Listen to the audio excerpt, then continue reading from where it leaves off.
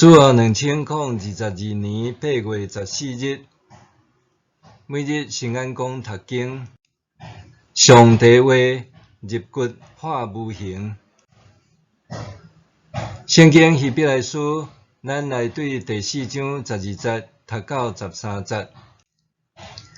上帝话是活的，是有功效的，比一切生命内的剑较利，会当插入甚至破开人的灵甲魂、关节甲骨髓，阁会当判断人心内的欲望甲意念。所有受造物无一项会当对上帝允捌，一切拢完全暴露伫伊的目睭前。咱欠伊的数，拢着算清楚。以上，上帝话入骨化无形。希伯来书第4章12节是基督徒真熟悉的一段经文。毋过，你有怀疑过？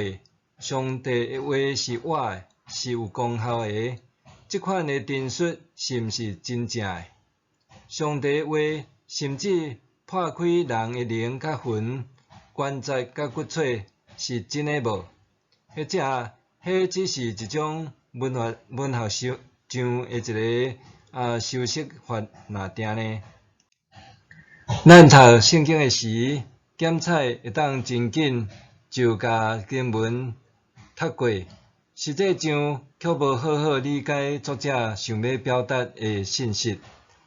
希伯来书作者想要表达的，其实是上帝话和咱的日常生活息息相关，并毋是伫遥远的彼岸。有时阵，这种相关并未明显展现出来，或者是随时呈现伫咱日常生活中，是上帝话会融入伫咱的生命中，直到有一日雄雄开花结果。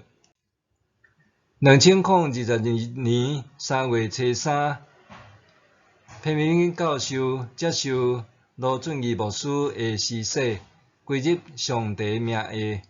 罗准义牧师伫4月24日自由时报的自由广场投诉，对沉思生命到重新受洗的平民教授，说明平民教授受洗的历程。文中指出，2020年11月，平民教授向伊提问讲，想了解人死了后火化以后，是毋是就无去？若是，这敢毋是真恐怖？所以，罗牧师甲平民教授讨论圣经对国活、对生命的假释。到伫今年2月28日，平民教授向罗牧师表明要相信耶稣，想要受洗。平民教授伫《逃亡》这本册讲起当年家己伫准备逃离台湾进前，最后一遍转去高雄看因老母的情形。伊讲，老母迄时感觉伊的作为怪怪，掠做伊想要自杀，毋过并无透露伊的怀疑。直到伊准备坐火车转去台北进前无偌久，伊雄雄真严肃甲伊讲：你必须要相信上帝，你一定要相信永生。伊带着强要受气的声讲：你一定要有信仰，一定要常常祈祷，常常读圣经，若无，你的生命就无路用。平民教授一定有将因老母的话牢记在心，不论流亡海外，还是转来到台湾，都无袂记得。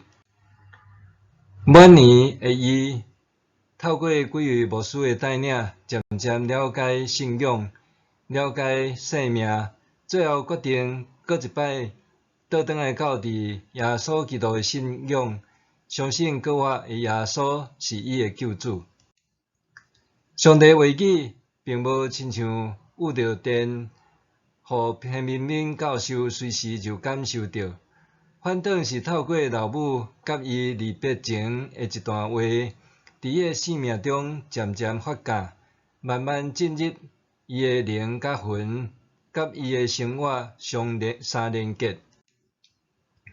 最后，一贯理性探索事物的彭教授，愿意重新倒转来到伫信仰的道路，接受耶稣做救主。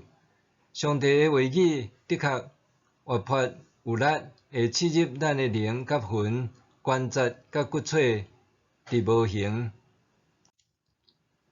默想，上帝话语含我的生活有甚物关系呢？上帝话语含我的生活有甚物关系呢？